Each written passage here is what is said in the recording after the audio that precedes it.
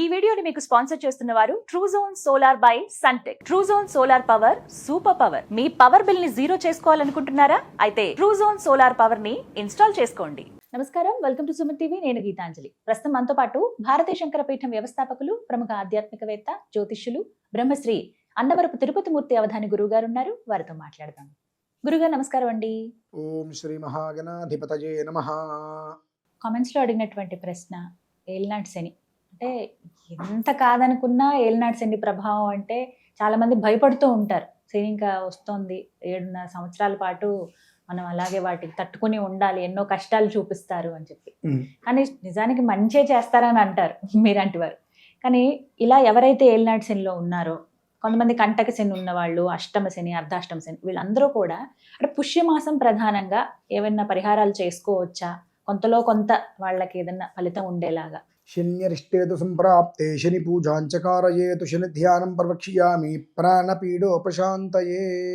శని ముందు శని అంటే పీడ కాదు, పిశాచము కాదు అని తెలుసుకోవాలి.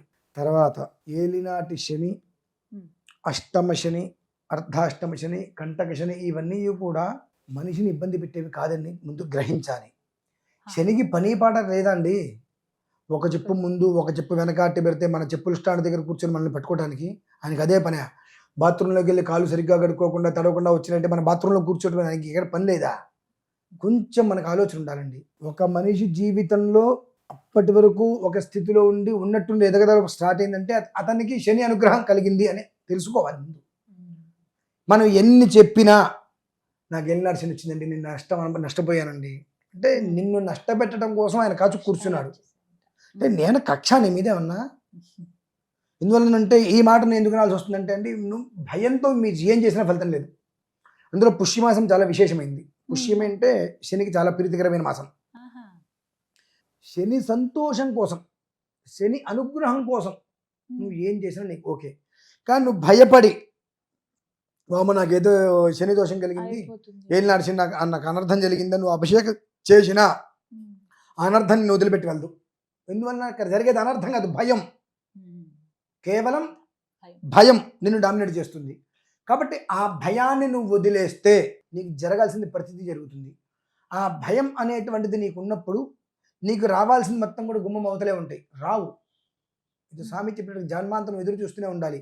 ఆ భయంతో బ్రతికినంత కాలము కూడా నీకు శని ప్రభావం చే, శని అనుగ్రహము చే నీకు దక్కవలసింది ఏది దక్కదు. ఎన్ని పూజలు చేయి, ఎన్ని పునస్కారాలు చేయి, నిలబెత్తి శని విగ్రహాన్ని స్థాపించు, దాని నిండా నువ్వులతో కప్పేయి, ఆవగింజంత ఫలితం కూడా నీకు రాదు. ఎందువలన నువ్వు ఎంత చేసినా నీకు ఒక భయం లోపలిందిగా ఉందా లేదండి? ఆ భయం రాణిస్తుందా? రానివ్వదు.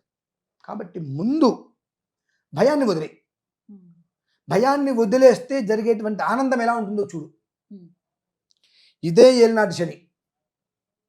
శివరాత్రి కింద లాస్ట్ అంటే మనకి ఫిబ్రవరిలో మనకి 2025 మనకు శివరాత్రి వచ్చింది కదా, లాస్ట్ ఇయర్. ఆ శివరాత్రి సమయంలో మరి నాకు ఏలినాటి శని ప్రారంభమైంది. మా వాళ్ళు చాలామంది అన్నారు, అవధాని గారు అంటే చెప్తే మీకు ఏలినాటి శని ప్రారంభం అవుతుంది, అయితే జాగ్రత్తగా ఉండాలని. అంటే అవసరం లేదు, నేను ఎలా ఉండాలో ఆయనకి తెలుసు, నన్ను ఎలా ఉంచాలో ఆయనకి తెలుసు, అసలు నేను ఎందుకు భయపడాలయా? కాదండి అన్నారు. నీ నమ్మకం నీది, నా విశ్వాసం నాది అన్న. మరి ఏలినాటి శని ప్రారంభమైన తర్వాత 2.5 నెలల్లో నేను అమెరికా వెళ్ళానండి. 2.5 నెలలే. మరి ఏలినాటి శని ప్రారంభమైతే నేను పాతాళానికి వెళ్ళిపోవాలిగా, తట్టుకోలేని బాధలు రావాలిగా, దుఃఖం పొంగిపోవాలిగా. నాకు ఎందుకు పొంగిపోలేదు? నీ నమ్మకం నీకు శ్రీరామ రక్ష. నీకు ఏ గ్రహం నిన్ను ఏమి చేస్తుందని నువ్వు భావిస్తే అదే జరుగుతుంది అక్కడ. నీ నమ్మకం అంతే, వాస్తవం అండి. ఎందువల్లంటే గ్రహాలకి పని పాట ఏమీ లేక మన జోలికి రావండి. అవి ఎప్పుడు వాటి తత్వంలోనే ఉంటాయి. ఏ ఇంట్లో ఉంటే అది ఏ దివ్వాలో అది 2 రకాలుగా నీ మీదకి దాని ప్రభావం ఇస్తుంది. నువ్వు ఏది గుచ్చుకుంటావు? ముళ్ళు గుచ్చుకుంటే తీస్తే నొప్పి పుడుతుందని చెప్పి ముళ్ళు లేని రోడ్లోకి వెళ్తా అంటావు. నీకు ఆ డెస్టినేషన్ ఉన్నది ఇక్కడ, ఇది నడుస్తూనే ఉంటావు. ముళ్ళు గుచ్చుకుంటే అనుకుంటే డెస్టినేషన్ పక్కనే. ఆ 2 ఇస్తాడు. నువ్వు ఏది పెట్టుకుంటే దాన్ని పెట్టుకుని తీసుకెళ్తాడు. ఆయన తిడితే ఎట్లా? కాబట్టి నువ్వు తిడుతూ శని వల్ల నాకు ఇది జరిగింది, శని నాకు నష్టపోయాడు, ఇవన్నీ మాట్లాడుతూ వెంద చేయి చెప్పాక నిలువెత్తి శని విగ్రహాన్ని పెట్టండి.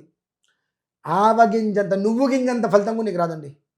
మరి ఏంటి మనస్సులో నేను ఇవాళ అన్నం తింటున్నాను అంటే నా గ్రహస్థితిలో బహుశా ఈ యొక్క ఏలనాడు శను, అష్టమ శను, అర్ధాష్టమ శను, కంటక శను ఇది రావటం వల్ల కంటక శని అంటే మన కంటకాన్ని తీసేస్తాడు.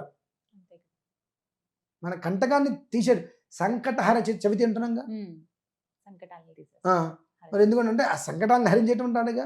మరి కంటక శని అంటే కంటకాలను తొలగించేటువంటి వాడే కదా. నువ్వు దాన్ని ఎందుకు తీసుకోలేకపోతున్నావు? శని అంటరాని వాడు.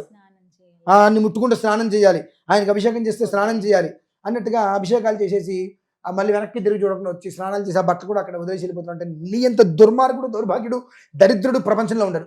మనిషి పుట్టగానే చక్రం వేసి నీకు జరిగేది ఏమిటి, ఏ గ్రహం ఎక్కడుందని చూస్తున్నారు, కానీ ఆంజనేయ స్వామి ఎక్కడున్నాడు, శివుడు ఎక్కడున్నాడు చూస్తున్నారండి? నీ జీవితాన్ని నడిపించే గ్రహాలు అవే చూస్తారు కదండి. ఆ గ్రహస్థితి నిన్ను లాక్కెళ్తుంది. అటువంటిది గ్రహాలలో అత్యంత యోగవంతమైన గ్రహం శని. క్రూరుడు రవి. ఆయన తీసి పక్కన పెట్టి ఆయన సంబంధం లేదు ఇక్కడ. అత్యంత యోగకారకుడు శని, ఎవరు లేరండి. ఆయన ఇవ్వదలుచుకుంటే మిగిలిన 8 గ్రహాలు అడ్డం వచ్చినా ఎవ్వడు ఆపలేడు. ఆ స్థితిలో ఇస్తాడు. అటువంటిది ఆయన దగ్గరికి వెళ్తే ఆయనకి స్నానం చేస్తే, అభిషేకం చేస్తేనో ముట్టుకోకూడదు అంటూ మైలో ముట్టు అన్నట్టుగా ఆయన్ని తీసుకొస్తుంటే ఎంత పాతలానికి వెళ్ళిపోతున్నావు. కాబట్టి ఇక్కడున్న మాలిన్యం తీసి మంటలు పెట్టి కాల్చేయి. ఆయన అనుగ్రహం వల్ల ఈరోజు నేనున్నా, తింటున్నా. ఆయన అనుగ్రహం నాకు పరిపూర్ణంగా కావాలి అని చెప్పి 5వ తారీఖు పుష్యమి నక్షత్రం 5వ తారీఖు ఆ రోజు నాడు చక్కగా శనికి లేదా ఈశ్వరుడికి తైలాభిషేకం చేయటం అత్యంత శ్రేయోదాయకం. సాధ్యమైనంత వరకు ఉదయం సమయంలో స్వామివారికి తైలాభిషేకం చేసి నువ్వులతో అర్చన చేసుకొని చిమ్మిరి నివేదన పెట్టి 19 జ్యోతులు, ఒక 4x4 అంగుళాలు నల్లది కానీ నీళ్ళని జాకెట్ ముక్క తీసుకొని అందులో నువ్వులు వేసి బాగా తిప్పేసి పురి పెట్టేసేసి నువ్వుల నూనెలో నానబెట్టి అవి 19 జ్యోతులు వెలిగించి ఒక మూకుల్లో కాలుతుంది అనుకుంటే మూకుడు మీద ఇంకో మూకుడు పెట్టుకొని చక్కగా ఆయన స్వామివారి చుట్టూ 19 ప్రదక్షిణాలు చేసి అది పక్కన పెట్టేసి ఆయన ఎదురుగుండా కూర్చొని ఆయన నామస్మరణ చేసుకుంటూ ఆ దీపం ఏదైతే కనుక 19 జ్యోతులు వెలిగించి అది భస్మం అయిపోయిన తర్వాత ఆ భస్మాన్ని తీసుకొని నుదుటిని పెట్టుకో. సర్వకాల సర్వావస్థలు ఎందు ఇంకా ఇంత తెచ్చుకో ఇంటికి, అది నీకు రక్ష. అలాగే శనికి అభిషేకం చేసి నివేదన పెట్టిన ప్రసాదాన్ని కాస్త నువ్వు ప్రసాదం తీసుకో. శని ప్రసాదం తీసుకోవడం ఈ దౌర్భాగ్యం బాగా పట్టిందండి. అంటే తీసుకోరండి వెంటనే. అదే నేను అంటున్నానండి. బుధుడికి జపం చేస్తున్నాం, ప్రసాదం తీసుకుంటున్నాం. శుక్రుడికి జపం చేస్తున్నాం, ప్రసాదం తీసుకుంటాం. రాహుకేతుడికి జపం చేస్తున్నాం, ప్రసాదం తీసుకుంటాం. శనికి జపం చేసి ప్రసాదం ఇస్తే శని ప్రసాదం కదండి. శని ప్రసాదం ఏమిటో? శనిదే కదా ప్రసాదం నీకు కావాల్సింది, ఆయన అనుగ్రహమే కావాల్సింది. అమ్మో తీసుకోవచ్చు. నువ్వు తీసుకున్నప్పుడు పూజ చేయడం మానే. ఇప్పుడు సింపుల్ అండి. మీ ఇంటికి ఒక పెద్ద మనిషిని పిలిచారు, మీ ఇంటికి ఒక పెద్ద మనిషిని పిలిచారు. ఆయన ఎవరో ఎమ్మెల్యేనో ఎంపీనో ఒక స్థాయిలో ఉన్న వ్యక్తిని పిలిచారు. పిలిచి ఆయన్ని కూర్చోబెట్టి ఆయన్ని ఎంతటి గొప్పవాళ్ళు లేడు, నీ ఈ ఏరియా మొత్తానికి నువ్వు మహారాజు 100 రకాలుగా స్తుతించారు. స్తుతించిన తర్వాత ఆయన ఏదో సంతోషపడి ఆయనకి మీరు ఏదో ఇస్తే ఇచ్చిన దాంట్లో ఆయన ఏదో మీకు ఇవ్వబోతుంటే అబ్బిబ్బిబ్బిబ్బి నేను ముట్టుకొని ఉండేది అంటే ఎలా ఉంటుందండి? ఆయనకి ఎక్కడ కాలాలి అక్కడ కాలదా? అంతే కదా, మరి అవమానించినట్టే కదా. మరి ఆ అవతరానికి ఇంకెంత కాలాలండి? అదేంటండి దేవుడి కోపాలు రావని మీరే అంటారు కదండి. కోపాలు రావు, అవమానించేవుగా, తిరస్కరించేవుగా. ఆ దోషం అయితే ఎక్కడికి పోతుంది? పిలవలేదు, తిరస్కరించలేదు, పూజ చేయలేదు, అసలు సంబంధం లేదు. పిలిచి లేదంటే నువ్వు వెళ్ళి అర్చన చేసి ఆరాధన చేసి అది నేను తీసుకోను అంటే అది ఎంతటి అవమానం అండి. దాని యొక్క ప్రతిఫలం కూడా అంతకంతే ఉంటుంది. కనుక ముందు శని అనగానే ఉండేటువంటి నీలో ఉండేటువంటి భయాన్ని తీసేయగలిగితే ఆయన అనుగ్రహం సగం లభ్యమవుతుంది. నీకు పట్టిన పేడ విరగడైపోయి నీకు రావాల్సింది ప్రతిదీ కథలకు వచ్చేసి ముందుకు వస్తావు. నీ మనస్సులో భయాన్ని పెట్టుకుని నువ్వు ఏం చేసినా ఫలితం శూన్యం. కనుక నువ్వు చెయ్యొద్దు. నేను చేశానండి, డబ్బులు ఖర్చు పెట్టాను, నువ్వుల నుండి డబ్బా పోసాను, నేను ఇంతే ఉన్నానండి. నువ్వుల నుండి డబ్బా కాదు, ఫ్యాక్టరీ తీసుకొచ్చి ఆయన నెత్తి మీద పోసినా ఇంతే ఉంటావు. ఎందుకంటే నీకు ఇక్కడ లేదు. ఇక్కడ ఒక భయం ఉంది. ఉమ్, ఇది చెయ్యకపోతే ఏదో జరుగుతుందేమో, ఉమ్, ఇది జరగడానికి కారకుడు ఆయనే, కాబట్టి ఆయనకి చేస్తూ నాకు జరగదని చేస్తున్నావు. కానీ నేను ఇవాళ ఇంత నిలిచి ఉన్నాను అని అంటే ఆయన అనుగ్రహ ఫలం కనుక ఆయన్ని స్తుతిద్దాం, ఆయన్ని సంతోషపెడదాం.